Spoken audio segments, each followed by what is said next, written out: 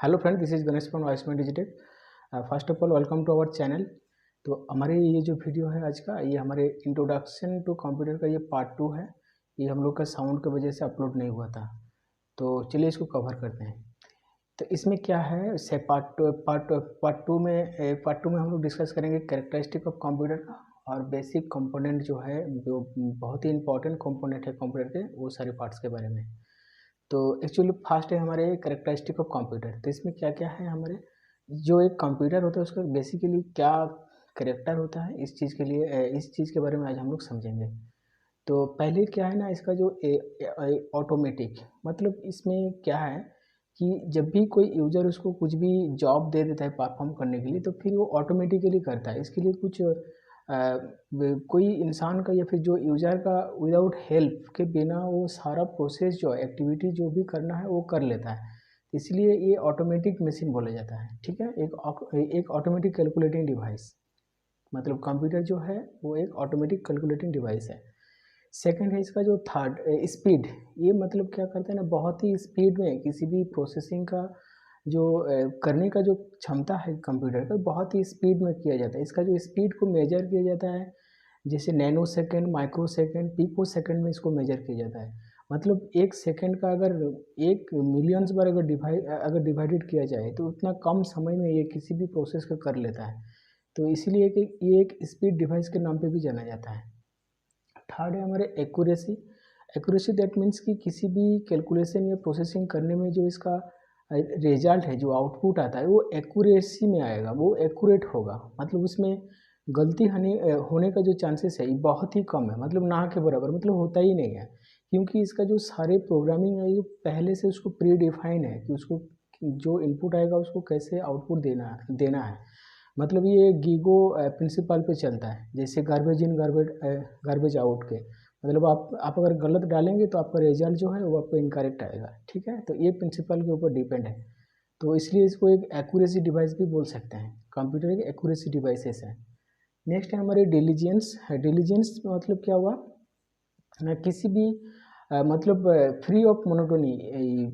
मतलब ये जो कोई भी बोरिंग काम जो है वो रिपीटेडली अगर हम कोई इंसान अगर उसको करता है तो वो टायर्ड हो जाता है, वो मतलब उसका कॉन्सेंट्रेट नहीं कर पाता है। लेकिन कंप्यूटर क्या है, वो मतलब वो मोनोटोनी फ्री है, मतलब वो किसी भी बोरिंग वाला काम जो वो रिपीटेडली बार बार करेगा। ठीक है, तो ऐसे जो क्वालिटी है कंप्यूटर का, तो इसको हम लोग क्या बोलेंगे, डिलीजेंस बोलेंगे। नेक्स्ट है हमारे वर्सेटिलिटी। दैट मीन्स कि बहुत सारे काम को एक साथ करने के लिए जो जो कैपेसिटी है, तो ये कंप्यूटर के ऊपर है।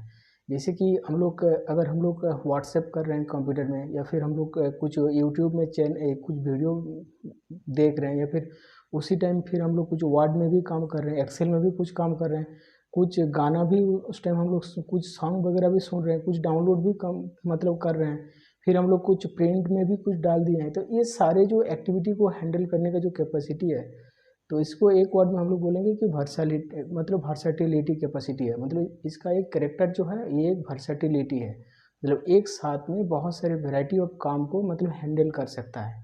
तो ऐसे एक डिवाइसेस है। ठीक है, नेक्स्ट है हमारे power of remember. That means कि ये किसी भी डेटा को स्टोर करता है। तो सही बात है कि ये डेटा को जब स्टोर कर पाता है, तो इसका जो रिमेंबर कैपेसिटी है वो जब चाहे उसको फिर रिट्रीव कर सकता है। मतलब किसी भी डेटा को परमानेंट बेसिस में उसको स्टोर करने का एक क्षमता है ऐसे, तो इसलिए इसको पावर ऑफ रिमेंबर बोला जाता है। नेक्स्ट है हमारे no I Q. That means कि इसका कोई थिंकिंग पावर नहीं है, मतलब जिसका कोई थिंकिंग पावर या फिर अपना डिसीजन लेने का जिसका क्षमता नहीं होता है, तो ये ऐसे एक डिवाइस है। तो इसलिए इसको नो आई क्यू का एक इसका करेक्टर है। ठीक है, नेक्स्ट है हमारे नो फीलिंग्स। क्योंकि इसके जजमेंट पास करने के या फिर इसका इमोशन कुछ है नहीं, तो इसलिए इसको नो फीलिंग्स बोला जाता है। ठीक है, तो ये सारे जो है हमारे 8 ये कंप्यूटर के करेक्टर में आते हैं। एक हो गया हमारा automatic, speed, accuracy, diligence, versatility, फिर है हमारे पावर ऑफ रिमेम्बरिंग, फिर है नो आईक्यू, एंड फिर है हमारे नो फीलिंग्स। फिर जो बेसिक कुछ इंपॉर्टेंट कंपोनेंट है हमारे कंप्यूटर के, जो एक कंप्यूटर में मतलब होना ही चाहिए, ऐसे कुछ इंपॉर्टेंट कंपोनेंट, जैसे कि प्रोसेसर है, मदरबोर्ड है, प्राइमरी मेमोरी है, फिर सेकेंडरी मेमोरी है, इनपुट डिवाइसेस है, आउटपुट डिवाइसेस है। इसके मतलब थोड़ा ओवरव्यू करता हूँ, क्योंकि इसके हर एक टॉपिक के ऊपर अलग अलग फिर ब्रीफली हम लोग डिस्कस करेंगे, डिटेल्स में हम लोग डिस्कस करेंगे। तो इसको थोड़ा बहुत इसको जान लेते हैं। जो प्रोसेसर होता है, प्रोसेसर का क्या रोल होता है कंप्यूटर में। जैसे सीपीयू, कंप्यूटर में जो सॉफ्टवेयर है या फिर हार्डवेयर से जो इसको इंस्ट्रक्शन मिलता है, उसको उस चीज़ को प्रोसेस करने में हेल्प करता है हमारा क्या, प्रोसेसर। प्रोसेसर जो सीपीयू है आज के डेट में, तो सीपीयू को ही हम लोग प्रोसेसर बोलेंगे। उसको शॉर्ट में सीपीयू बोलते हैं, जैसे सेंट्रल प्रोसेसिंग यूनिट हो गया, तो वो प्रोसेसर या फिर माइक्रो प्रोसेसर बोलते हैं इसको। आज के डेट में जो हमारे लेटेस्ट प्रोसेसर हैं वो i3, i5, i7 ऐसे जनरेशन के प्रोसेसर हैं, ठीक है। तो फिर है हमारे मदरबोर्ड। मदरबोर्ड एक बहुत ही महत्वपूर्ण पार्ट है हमारे कंप्यूटर का, क्योंकि मदरबोर्ड क्या करता है ना, सारे इंटरनल और एक्सटर्नल जितने सारे डिवाइसेस हैं या फिर जितने सारे कंपोनेंट है कंप्यूटर के, कंपोनेंट, क्योंकि कंप्यूटर पर्टिकुलर कोई एक डिवाइस से नहीं है, बहुत सारे कंपोनेंट है। तो जहाँ जहाँ पे हम लोग इस सारे कंपोनेंट को एक साथ में जोड़ते हैं, ऐसे जो डिवाइस है ये एक प्लेट टाइप का है, इस पे एक प्रिंटेड बोर्ड है। ऐसे बोर्ड में जहाँ हर एक वो इंटरनल हो या एक्सटर्नल डिवाइसेस हम लोग कनेक्ट जहाँ पे करते हैं, जैसे कि कीबोर्ड हो गया, माउस हो गया, या फिर कुछ भी पेन ड्राइव हो गया, मोबाइल फ़ोन हो गया, कुछ भी कनेक्ट जब हम लोग करते हैं तो कहाँ करते हैं, मदरबोर्ड में। तो हर एक इंटरनल और एक्सटर्नल जो कंपोनेंट है कंप्यूटर के, वो यहाँ पे कनेक्ट होते हैं, जहाँ पे वो है हमारे मदरबोर्ड। मेमोरी यूनिट में प्राइमरी मेमोरी, इसमें हमारे रैम पे, यहाँ पे हमारे प्राइमरी मेमोरी और सेकेंडरी मेमोरी कंप्यूटर पे बेसिकली दो टाइप का मेमोरी है। एक को हम लोग जानेंगे प्राइमरी मेमोरी, जो हम लोग रैम को जानेंगे, जिसका एग्जांपल है रैम। और सेकेंडरी मेमोरी है हमारी सेकेंडरी या फिर हार्ड डिस्क। जैसे कि प्राइमरी मेमोरी, जब हम लोग कुछ काम मतलब कर रहे होते हैं तो उस टाइम हम लोग प्राइमरी मेमोरी के ऊपर कुछ लिख रहे होते हैं, जैसे वर्ड एक्सेल में अगर हम लोग काम कर रहे हैं तो हम लोग उस टाइम प्राइमरी मेमोरी के ऊपर काम कर रहे हैं। जैसे उसको सेव करेंगे तो हमारे सेकेंडरी मेमोरी में आ जाएगा, वो परमानेंटली वहाँ पे सेव होगा। क्योंकि प्राइमरी मेमोरी में कोई भी डेटा परमानेंटली सेव नहीं हो पाता है, और वो जब तक पावर रहता है उसी टाइम वो काम कर पाता है। फिर पावर जाने से वो कोई डेटा मतलब उसके अंदर नहीं रहता है। जब हम लोग सेव करते हैं तो परमानेंट बेसिस में हम लोग का सेकेंडरी मेमोरी में स्टोर हो जाता है।